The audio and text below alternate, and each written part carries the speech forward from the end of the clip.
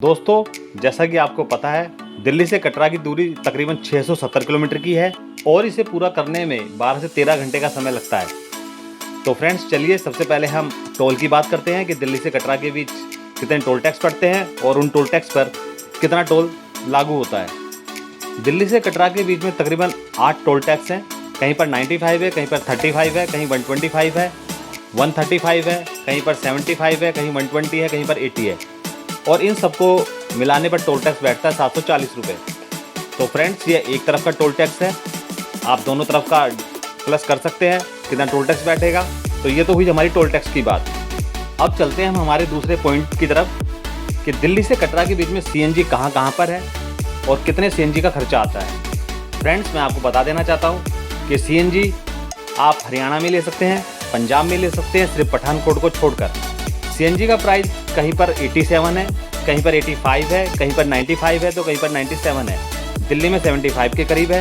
दोस्तों, दिल्ली से कटरा जाते वक्त सीएनजी का लास्ट पॉइंट आपको गुरदासपुर में मिलेगा, जो पठानकोट से पहले पड़ता है। आप मुकरेन से होते हुए गुरदासपुर जाइए, गुरदासपुर से आप पठानकोट जाइए तो आप गुरदासपुर में सीएनजी भरा सकते हैं, वहीं लास्ट पॉइंट आपको मिलेगा। बाकी आप कहीं पर भी किसी भी पेट्रोल पंप से पूछ लीजिएगा कि सीएनजी कहाँ पर मिलेगी, तो वो बता देगा कि गुरदासपुर में इस जगह पर आपको सीएनजी मिल जाएगी।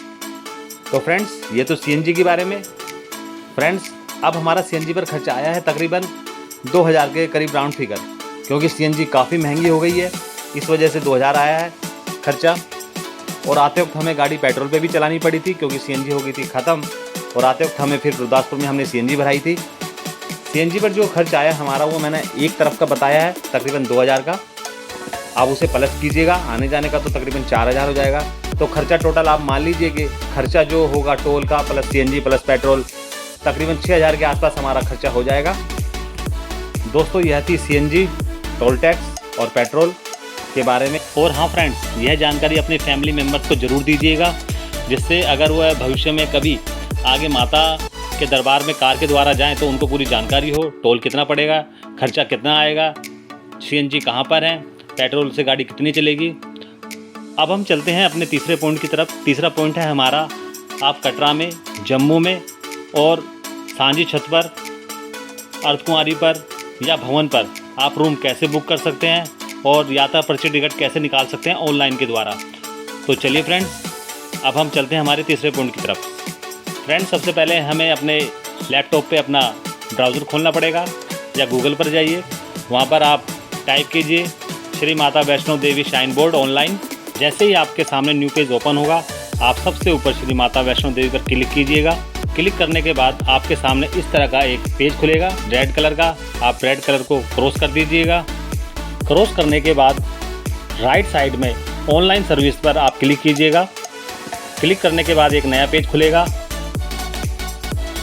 इस पेज पर आपको सबसे नीचे जाकर चेक करना है, चेक का क्लिक लगाना है और उसके बाद एक्सेप्ट पे आपको क्लिक कर देना है। फिर उसके बाद आपको एक नया पेज खुलेगा, जैसा कि आप पिक्चर में देख रहे हैं।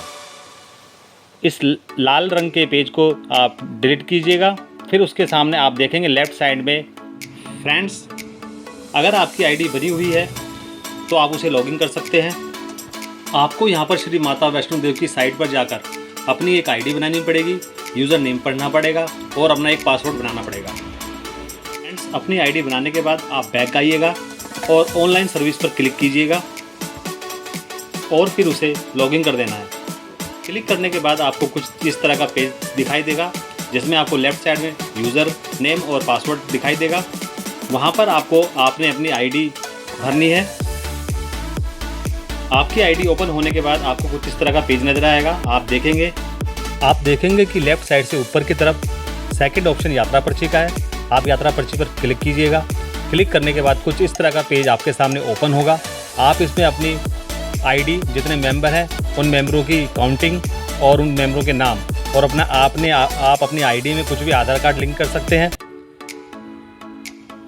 और जिस तारीख को आप दर्शन करना चाहते हैं उस तारीख की आप डेट भर दीजिएगा। इस तरह से आपकी अपनी यात्रा पर्ची निकल जाएगी और इसी तरीके से आप अपने रूम बुक कर सकते हैं।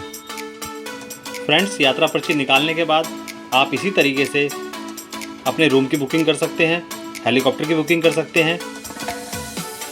ये थी जानकारी, श्री माता वैष्णो देवी की संपूर्ण जानकारी। दोस्तों अगर वीडियो पसंद आई तो प्लीज़ लाइक एंड शेयर जरूर कीजिएगा, तो सब्सक्राइब करना ना भूलिएगा, जिससे मेरी नई वीडियो आपके सामने जल्द से जल्द आपको नोटिफिकेशन पता चल जाए। फ्रेंड्स मिलते हैं फिर एक अगली वीडियो में ऐसी जानकारी के साथ। Thank you for watching.